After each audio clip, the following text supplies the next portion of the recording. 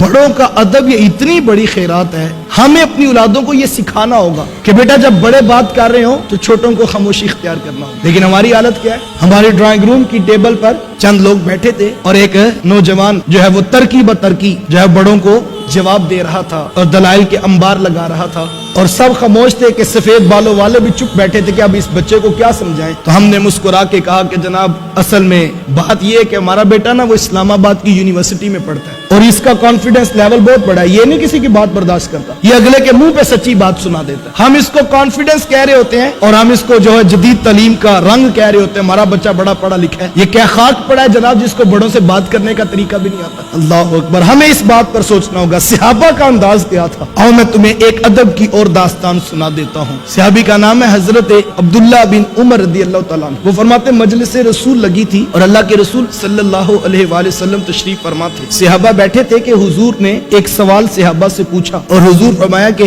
صحابہ یہ بتاؤ کہ وہ کون سا درخت ہے جس کی مثال مومن کی سی ہے؟ اب سب صحابہ خاموش، اور صحابہ فرماتے کہ ہم جنگل کی جڑی بوٹیوں کی طرف غور کرنے لگے کہ کون سا درخت ہے جس کی مثال مومن کی سی ہے، اور اس کے پتے بھی فائدہ دیتے ہیں، اس کا پھل بھی فائدہ دیتا ہے، اس کی جڑیں بھی فائدہ دیتی ہیں۔ فرماتے ہم سوچنے لگے کہ وہ کون سا درخت ہے جس کی مثال مومن کی سی ہے اور جو نفع بخش ہوتا ہے۔ فرماتے تھوڑی دیر جب گزری اور کسی کو جواب نہ آیا تو حضور علیہ السلام نے وقفہ سکوت توڑتے ہوئے خود ارشاد فرمایا کہ صحابہ وہ تو کھجور کا درخت۔ اب مجلس برخاست ہوگی، صحابہ اٹھ کر گھروں کو جانے لگے۔ جب گھر پہنچے تو حضرت عمر رضی اللہ تعالیٰ عنہ کے بیٹے اپنے والد ماجد سے عرض کرتے ہیں کہ ابا جی آج حضور نے سوال کیا تھا نا، اور حضور نے پہلی پوچھی تھی کہ وہ کون سا درخت ہے جس کی مومن کی سی مثال ہے؟ حضرت عمر رضی اللہ تعالیٰ عنہ فرمایا کہ ہاں بیٹا حضور نے یہ بات پوچھی تھی۔ تو کہا کہ پھر جواب اس وقت تو کسی کے ذہن میں نہیں آیا۔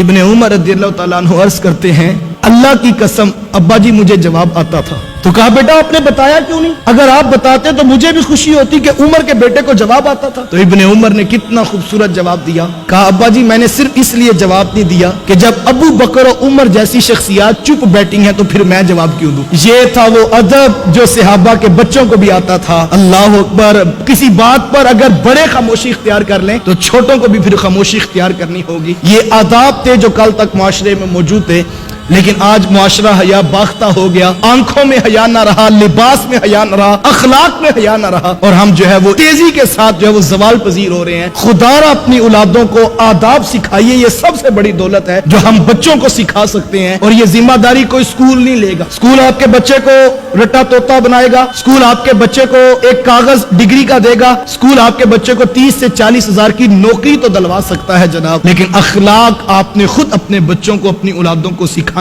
ہیں۔ اور اس کا بہترین طریقہ کیا ہے، کس طرح اولادوں کو یہ اخلاق سکھائے جا سکتے ہیں؟ جب آپ اپنے گھروں میں وقت دیں گے، اپنی اولادوں کے ساتھ وقت گزاریں گے تو آپ کی اولادوں کو خود بخود اخلاق سیکھنے کا موقع نصیب ہوگا۔